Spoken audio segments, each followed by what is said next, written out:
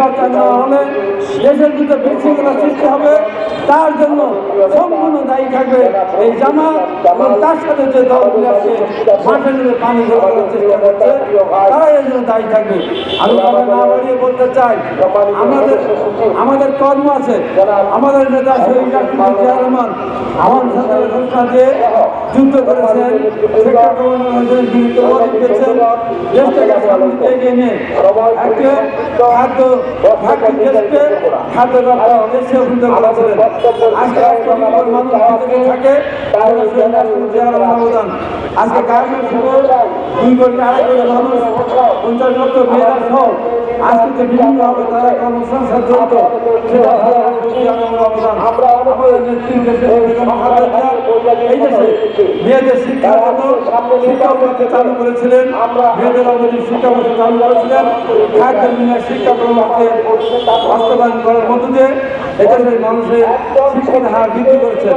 আজকে যে দলটি আগামী রাষ্ট্রপতি পদে যেতে চায়, সেই দলকে বলতে হবে একটা কর্ম তাদের আছে। এই দেশের জন্য একটা কাজ তারা করেছে, না স্বাধীনতা যুদ্ধ তারা করেছে, নৈশাদ্যের আন্দোলন করতে গিয়ে আন্দোলনে তারা মারা গেছে, অথবা আহত হয়েছে।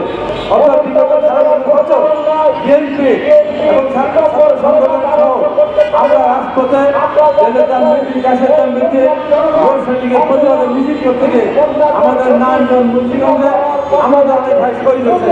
ওই দল করে একজন মানুষও দেশের অধিকার আদায়ের জন্য একজন মানুষও আহত বা নিহত হননি, অথচ তারা আজকে দেশ চালানোর জন্য আগামী দিনে ক্ষমতায় তারা স্বপ্ন থাকে।